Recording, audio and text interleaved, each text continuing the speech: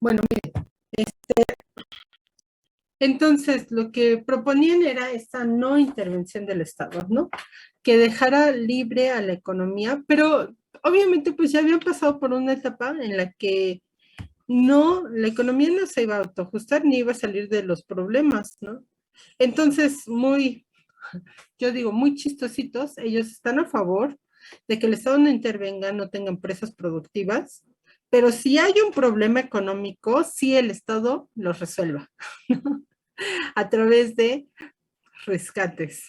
O sea, no sé si han visto esta película del 11 de septiembre de ¿Cuánto cuesta la vida? ¿Han visto esa película? No, profesora. ¿No? No, profe. Bueno, no crean que esto es exclusivo de México, ¿eh? Que las empresas le truenan los dedos al gobierno. No es exclusivo ni pasa solamente aquí. Entonces, ahí, por ejemplo, en esa A la película, verga, a la verga, a la verga. órale, en esa película, eh, hagan de cuenta que después de los atentados, las aerolíneas piensan que los van a demandar y pues con obvias razones, ¿no? Seguramente los van a demandar, entonces le dicen al gobierno, no queremos que nos demanden, haz un fondo de compensación para las víctimas y págales tú. Y el Estado dobla las manitas, ¿no? Pues porque hay muchos intereses de por medio, ¿no? Hay muchos intereses de por medio. Ellos dicen, no, porque si nosotros quebramos, va a quebrar toda la economía, casi, casi, ¿no? Y entonces doblegan a los gobiernos de esta forma. Bueno, muy similar a esto, ¿no? Eh, y entonces, en esta sociedad de Montpellerin, ¿de qué habla? Ellos estaban en contra de todo este estado keynesiano de solidarismo y de estado de bienestar, donde el Estado se quedaba con muchas ganancias por tener algunas empresas productivas y lo que querían era que se liberaran esas empresas. Para los concurrentes, la situación presente que se resumía en el avance del totalitarismo, ¿no? Incluso ponían de ejemplo que esos estados keynesianos, aunque es una locura, porque es la época de oro para muchos países, ¿no? Para muchos países, incluso para Estados Unidos. Es una época de mucho crecimiento y bienestar social. Pero obviamente esa cúpula de poder, pues no se está viendo tan beneficiada como desearía y entonces va a proponer este nuevo sistema. No es, ni siquiera tiene que ver algo con que hay una mala distribución en este momento. Digamos que el estado keynesiano del bienestar es uno de los mejores periodos económicos que han experimentado cualquier economía. ¿Cuál fue lo malo en el periodo del bienestar económico de Keynes? Los endeudamientos de los estados. Eso fue algo malo, pero eso muchas veces se debió a malos manejos, no necesariamente a que la teoría fuera mala. Bueno, ellos estaban en contra de esto que veían como una suerte de totalitarismo o avance del totalitarismo. Entonces, veían amenazada la propiedad privada y el mercado competitivo. Decían, cada vez el Estado va a querer quitarnos más empresas, ¿no? Obviamente estaban exagerando para instaurar con más fuerza sus ideas, ¿no? Al momento en que esta ideología dice, la propiedad, tener libertad de hacer comercio con lo que quieras, o sea, es un discurso engañoso. Ellos están diciendo, debemos tener libertad de hacer comercio con lo que quieras. El Estado no tendrá por qué acapararse, por ejemplo, el monopolio de la luz en México, ¿no? De la distribución, no de la generación. No tendrá por qué acaparárselo. Debería haber libertad. O sea, este es un discurso barato como para decir, ya vemos que ahí hay ganancias y queremos entrar, no queremos reglamentaciones, no queremos restricciones, queremos entrar a ese negocio, ¿no? Eh, Ahora, ¿el neoliberalismo se va a preocupar por una correcta distribución? No. ¿Va a empeorar las condiciones existentes? Sí. ¿Va a sobreexplotar a los trabajadores? Sí. ¿Va a acumular el dinero en unas pocas manos? Sí, también. Todo eso va a pasar. Bueno, ahí está todo eso. Su discurso de que no querían convertirse en estados gobernados por líderes de este tipo, ¿no? Pura gente, ¿cómo les diré? poco respetable que ven ahí ustedes en las pantallas, ¿no? Pues como líderes finalmente importantes, pero totalitarios, eso sí. Pero imagínense, estaban comparando esas épocas desarrollistas con esto, ¿no? Decían, no, es que va para allá, ¿no? Típico, típico, típico del neoliberal. No, es que se va a convertir en Venezuela, ¿no? Bueno, Hugo Chávez no es tan así, pero como al nivel de estos, pero ¿no? Así estaban ahí en su reunión von Hayek y todos los demás amigos. Bueno, después hay este señor que ven ustedes en pantalla, Ronald Reagan, de hecho el primero que instaura la idea neoliberal, quien hace el acuerdo con México y con los países de América Latina, ahí está, él es republicano. Vean, un cambio de poder, ¿no? Aquí ya entra el poder republicano y el poder republicano, pues obviamente se pone a darle poder, ¿no? Ya sea que vaya a salir o no, pero le entrega un montón de poder a las empresas, porque si salen, o imagínense, él vuelve poderosas a esas empresas van a estar a favor de su partido en los sexenios siguientes, ¿no? Bueno, en los, no sé cómo son en Estados Unidos, cada 4 años, ¿no? En los periodos siguientes. Entonces, todo esto es una mezcla de beneficios mutuos ahí de las grandes cúpulas de poder, empresarios y partidos políticos. Quien haya estudiado, leído economía y después de eso crea que no existen grupos de poder que manejan todo, o no estudió o no sé, ¿no? Porque es obvio, es evidente, siempre va a imperar esto. Bueno, como el neoliberalismo aboga por la libre competencia de las fuerzas de la sociedad, ¿no? O sea, regresamos a la no reglamentación como medio para coordinar los esfuerzos humanos. No obstante, reconoció en su trabajo un papel activo por parte del Estado en ciertos aspectos, como por ejemplo, que el Estado garantizara un marco legal. O sea, sí necesitamos al Estado, pero que garantice un marco legal, ¿no? Que nos acomode todo para que nuestras operaciones sean legales, para asegurar a la iniciativa privada, para mantener una sociedad libre, pero están hablando libre comercio, ¿no? Solo la parte del derecho que consiste en reglas de justa conducta, es decir, esencialmente el derecho privado y penal, debería ser obligatoria para los ciudadanos e impuesta a todos.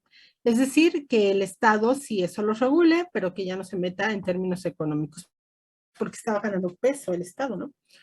Es la tesis ultraliberal basada en la descentralización y la desregulación total de la actividad económica, ¿no? ¿A qué se refieren con desregularización? Siempre se refieren a la privatización, que el Estado libere empresas. ¿Por qué quieren que libere empresas? Pues porque alguien se las va a acaparar, así de sencillo, ¿no? O sea, caso Telmex, caso Altos Hornos de México, cementos, ferroviarias, etcétera, etcétera, etcétera. Aproximadamente México privatizó 400 empresas. Bueno, muy bien. Ellos van a decir, bueno, van a estar a favor, ¿no? Pero como usan la palabra libertad para todos, es engañoso su discurso. Ellos dicen, el ser libres en términos económicos, eso también implica no tener injerencia del Estado en asuntos económicos. Claro, solo para bien, porque para mal sí piden y corren al rescate bancario, ¿no? La lógica en el libre mercado sería, si una empresa fracasa, pues que fracase y ya. Si las aerolíneas quiebran, que quiebren, fueron ineficientes, no previeron un sistema de seguridad o lo que sea, ¿no? Que quiebren, pues ya, ni modo, así les tocaba. Pero no, las grandes empresas, dueñas del poder, ¿no? Dicen, si vamos a quebrar, paga tu gobierno. Como en el caso de los bancos en México. Los bancos quebraron. ¿Quién pagó ese dinero? El gobierno. ¿El gobierno con dinero de quién? De todos, incluso ustedes, una vez que empiezan a trabajar y que paguen impuestos, una parte de esos impuestos se van a ir a ese FOBAPRO, a ese rescate bancario. O sea, era un problema de los banqueros, ¿están de acuerdo? Los banqueros hoy siguen siendo ricos. Después vendieron sus empresas. ¿Y quién pagó? El Estado. Entonces, ¿es neoliberalismo? Sí, pero neoliberalismo conveniente. Si hay problemas, el Estado responde. Si no hay problemas, que el Estado no se meta, porque somos, ¿no?, el libre comercio y estamos a favor de la no injerencia del Estado. Ahí sí, ¿no? Bueno, muy bien. Me voy a saltar todo esto y vamos a ver cómo llegó, por qué llegó a América Latina. Ahí está otra señora también, Margaret Thatcher, que también fue otra de las que coordinó la instauración de este sistema, pues en Inglaterra, y Inglaterra aplicándolo también a otros países, ¿no? Bueno, están a favor de la competencia y contra la planificación. Según ellos, no existe razón alguna para que el Estado no asista a los individuos cuando tratan de precaverse de aquellos azares comunes de la vida, contra los cuales, por su incertidumbre, pocas personas no están en condiciones de hacerlo por sí mismas. O sea, pocas personas. Minimizan el hecho de que no son pocas personas. O sea, 130 millones de pobres en América Latina no son pocas personas. Que el Estado se haga cargo de ellos, de aquellas personas que por incertidumbre no tuvieron condiciones de hacerlos por sí solas. Miren, el neoliberalismo estaría a favor de cosas como estas, como por ejemplo ahora que se cayeron las casas allá en el Cerro del Chiquihuite, el neoliberalismo dice, sí, si tienen problemas, pues sí les puedes ayudar, Estado. Eso está bien, ¿no? A través de los impuestos que cobras y eso, a la gente de pie, o sea, a las grandes empresas no, a las grandes empresas, perdónales impuestos, pues ayúdales, ¿no? En eso no tenemos problema, ¿no? Como en el caso de la enfermedad o accidentes, víctimas de calamidades como terremotos, inundaciones, ¿no? Siempre que una acción común pueda mitigar desastres contra los cuales el individuo ni puede intentar protegerse a sí mismo ni prepararse para sus consecuencias, o sea, cosas que no se pueden, ¿no? No se pueden prever. Ahí sí, el Estado que intervenga. Bueno, entonces él deja sentado que el Estado, dentro de un sistema económico neoliberal, debe procurar asistencia a las personas que sean objeto de acciones que están fuera de su alcance para evitarlas. O sea, solo así, imprevistos, ¿no? Esto lo dejan muy bien claro, ya que ellos están a favor de eliminar la asistencia estatal, o sea, de parte del Estado, en los casos en donde se proteja a individuos contra unas disminuciones de sus ingresos, que aunque de ninguna manera las merezcan, ocurren diariamente en la sociedad con régimen de competencia. O sea, que el Estado no haga nada para mejorar o exigir una mejora en las condiciones, por ejemplo, de los trabajadores, dice aquí, ¿no? Una disminución de sus ingresos, aunque no lo merezcan, ¿no?, los trabajadores, pues se va a reducir su ingreso porque así es el mercado. Vean que qué cosas, ¿no? Y aquí en México todo el mundo defendiendo el outsourcing. Pues así es el mercado, si no se va a ir a otro país la empresa a producir, pues que se vaya. Y si hay reglamentaciones en el Estado que protejan al trabajador, ¿por qué estás en contra? Ni siquiera se van a ir, ¿no? Aún con esas reglamentaciones sigue siendo mucho mejor para ellos producir en México que en Estados Unidos, en Canadá, en Francia o en otros países. Se van a quedar, no se van a ir a ningún lado. Porque aún así es mucho más bajo, ¿no? Solo por el tipo de cambio ya es más bajo. Déjenme tomar tantita agua, chicos.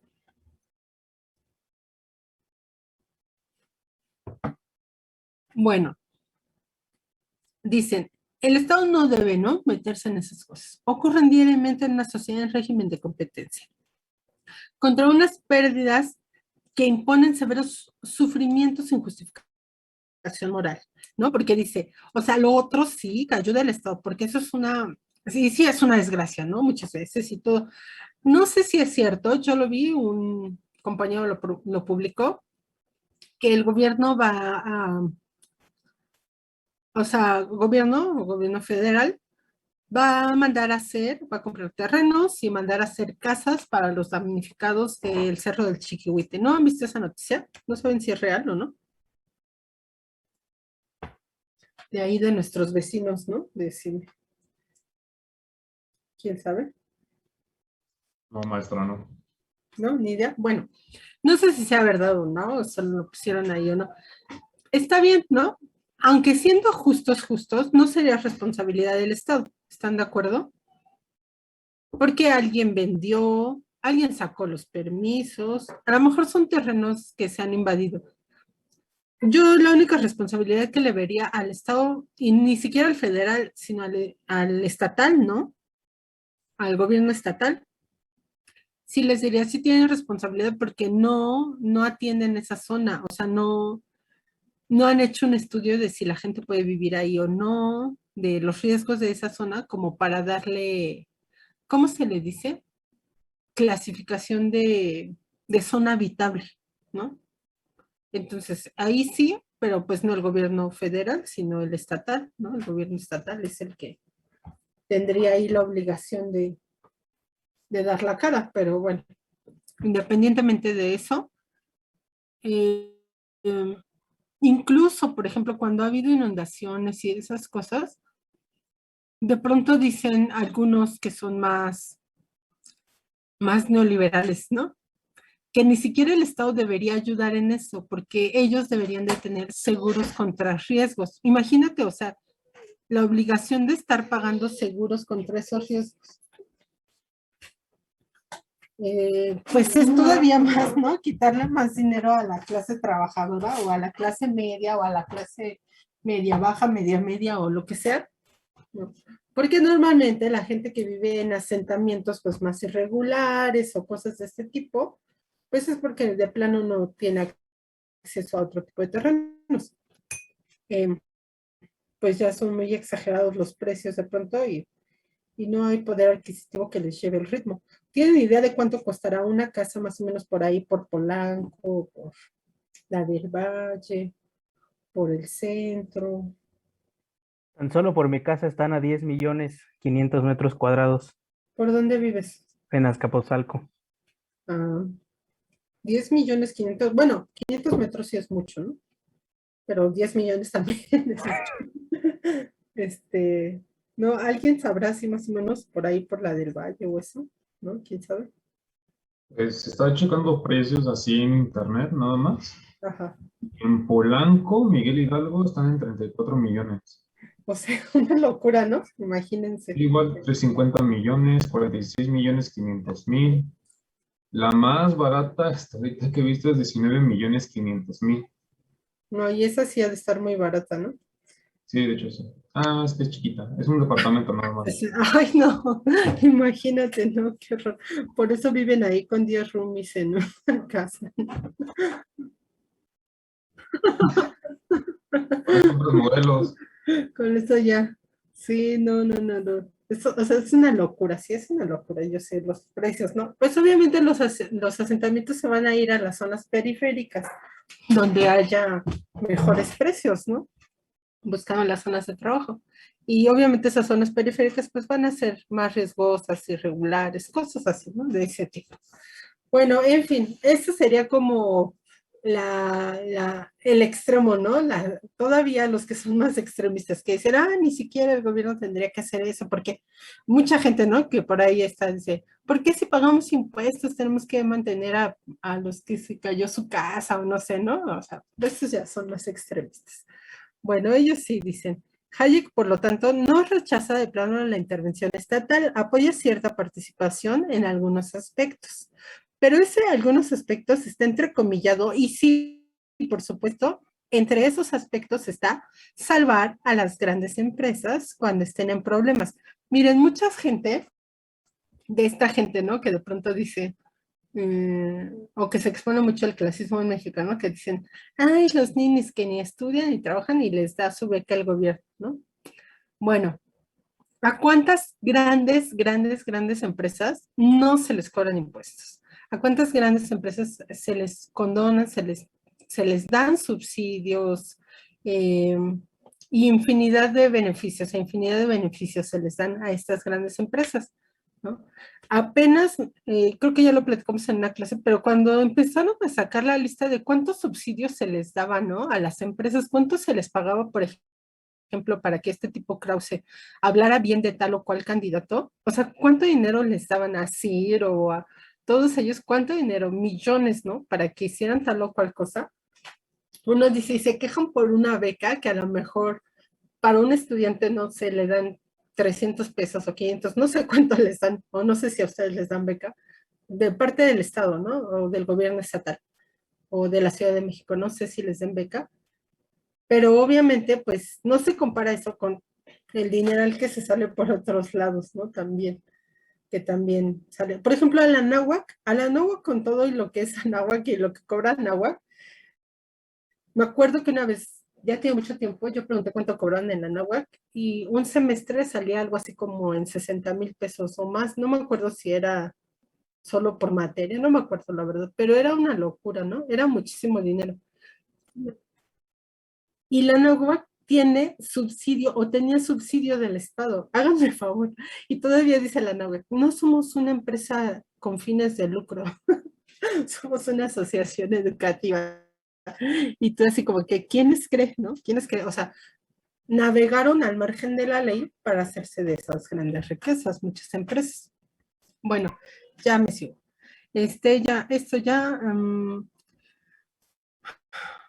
Ya nada más me voy hasta acá, esta parte de cuando entra el consenso de Washington, que es cuando sí o sí se instaura la política neoliberal en nuestros países de América Latina. A cambio de que Estados Unidos nos prestará dinero, ¿no?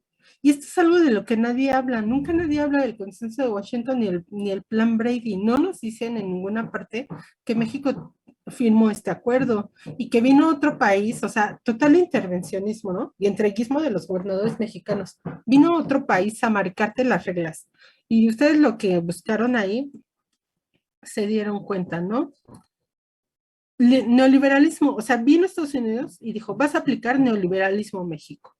Y así lo hizo. No, aparte México fue el hijito bien portado, siempre lo ha sido. Y entonces al pie de la letra. A ver, dejen ver dónde tengo los puntos. Ah, aquí está. Las estrategias elaboradas del consenso pueden sintetizarse de la siguiente manera. 1. Disciplina fiscal, que implica la reducción drástica del déficit presupuestario. ¿Qué es el déficit del gobierno o déficit presupuestario? El gobierno tiene ingresos y gastos, ¿no? Entonces, una de dos, aumentas ingresos o disminuyes gastos. Bueno, Estados Unidos le dijo al gobierno mexicano, vas a hacer las dos. Vas a cobrar más impuestos, pero también vas a gastar menos. ¿En qué vas a gastar menos? En servicios, porque si no los proporcionas tú, los tienen que comprar. De algún lado los tienen que comprar, ¿no? Y entonces, ¿de dónde los van a comprar? Pues de la propiedad privada, ¿no? Entonces, punto 1, disciplina fiscal. Su fin era solucionar los grandes déficits acumulados, o sea, las deudas que tenían los gobiernos. Pero no, mentira eso, ¿eh? Que condujeron a la crisis en la balanza de pagos y las inflaciones elevadas, ¿no? Punto número 2, disminución del gasto público, es decir, que el gobierno no gastara tanto, especialmente en la parte destinada al gasto social. Proponían redistribuir el gasto en beneficio del crecimiento de los pobres, ahí sí, ¿no? O sea, los más pobres, a ellos sí, pero a la clase media se la deja abandonada. Por ejemplo, desde subsidios no justificados hacia la atención sanitaria básica, la educación y la infraestructura. En el consenso de Washington completo, a lo mejor ustedes encontraron el resumido así como este parecido, el que son nada más 10 puntos, pero en el completo dice que el gobierno debe reducir su inversión en salud y en educación para dar paso a la privatización de ambas. Yo creo que en México no se llegó a tanto porque, pues como todo, iban como sopesando, ¿no? O sea, primero, Salinas, sí, ese fue un descarado total. Y aparte la población en esa época no teníamos tanta información o no tenía la gente tanta información. Había cortinas de humo, había un estado represor, o sea, asesino. ¿Quién se le iba a poner a decir? ¿Quién iba a sacar un periodicazo con algo, no? Por eso yo creo que ahora, por eso dicen, ¿no? Benditas redes sociales, porque es otra cosa, totalmente. Ustedes a lo mejor todavía no nacían, estaban muy chiquitos, pero ese miedo masivo, esa cortina de humo del gobierno de Salinas, por ejemplo, algo tan tonto y absurdo como el chupacabras, que hace ratito lo mencionaba. Era una cortina de humo y las noticias, o sea, México firmando el consenso de Washington, entrando el dinero de Estados Unidos, vendiendo todas las empresas del país, poquita gente protestando por eso en comparación de la cantidad de la población y la población distraída con el chupacabra. ¿No? O sea, qué absurdo, la locura.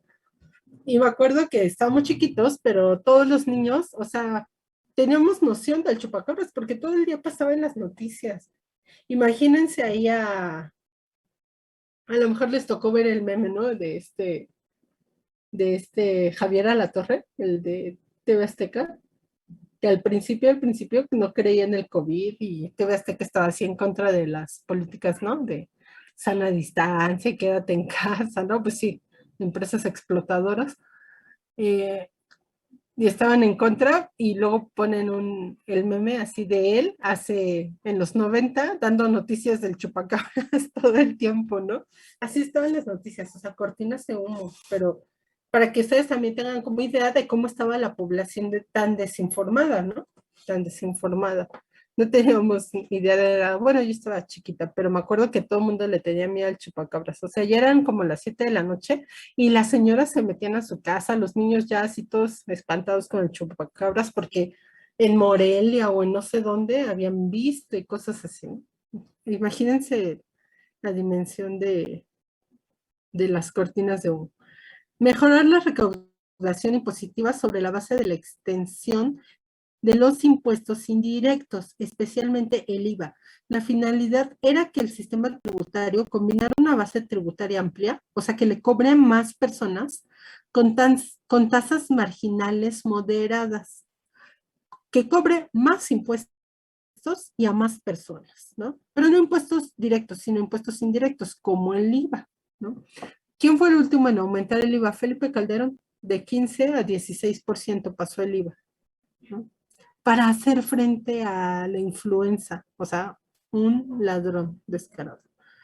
Liberación del sistema financiero y de la tasa de interés, porque la banca era privada, ¿no? O la banca era, perdón, pública, era del gobierno, porque la rescató, la compró y aparte era privada, la vende, los bancos quiebran, los rescata. Primero era del gobierno, la vende, los bancos quiebran, los rescata, es del gobierno, los vuelve a vender, lo compran los mismos empresarios y ahora esos empresarios lo venden a empresas extranjeras. ¿Quién se quedó la ganancia? Adivinen, pues los banqueros, ¿no? Bueno, la siguiente, y ahí fue donde entraron varias empresas extranjeras, ¿no? Como Banamex Citigroup, es el de Trump, ¿no? Trump es republicano. ¿Quién puso estas ideologías? Ronald Reagan, republicano. Bueno, ¿cuál sigue? Mantenimiento de un tipo de cambio competitivo no fijo. México de por sí lo tenía así. Esta fue como una más para Argentina, ¿no? O para otros países que lo tenían sujeto. Liberación del comercio externo mediante la reducción de las tarifas arancelarias y abolición de las trabas existentes de la importación. Es decir, no aranceles. ¿Cómo nos iba a venir abajo el sistema mexicano? Aparte que estaba plagado de corrupción, pero la industria en México, si de un día para otro le tiras la protección que le habías puesto, ¿no? Obviamente también esto de que se quiten los aranceles deja desnuda a tu industria, evidenciando que no era buena, ¿no? Que en muchos casos estaba solamente solapada por el Estado. Y las que sí eran buenas, pues prevalecieron, ¿no? Prevalecieron. ¿Cuál sigue la 7? Otorgar amplias facilidades a las inversiones externas, esa ya ni hay que explicarla, realizar una enérgica política de privatizaciones de empresas públicas. Vean, ¿no? O sea, ¿cómo otro país va a venir a decirte, mira, vendes todas tus empresas? Inaudito, pero pasó. Derecho a la propiedad debía ser asegurado y ampliado por el sistema legal, ¿no? Bueno, ya hasta ahí me voy a quedar. Con eso acabamos. El sistema neoliberal no es un mito en la cabecita de alguien. Existe, es un sistema implantado, ahí está. Cosas que se vendieron en México, gente beneficiada. Aquí está el link del video que estábamos viendo. Acá esta es una de las últimas, ¿no? De las últimas jugadas del movimiento neoliberal. O sea, privatizaron las cárceles y luego el Estado construyó la cárcel. Las vendió, las privatizó. Y luego los contrató y les paga unas millonadas por usar las instalaciones que el Estado construyó.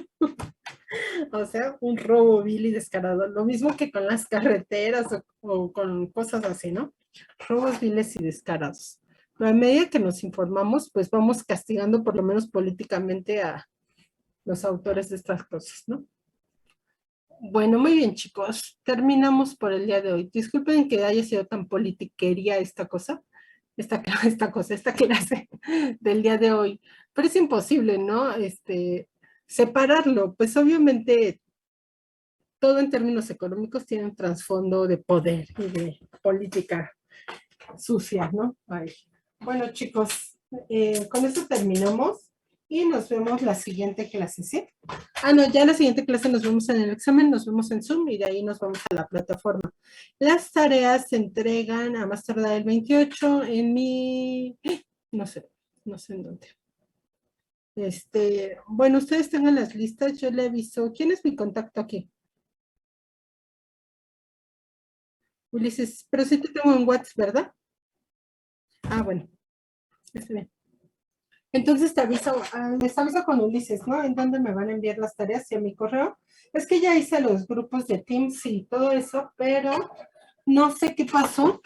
Desde la mañana he querido entrar a Teams pues no sé, yo no pude entrar, solamente no pude entrar.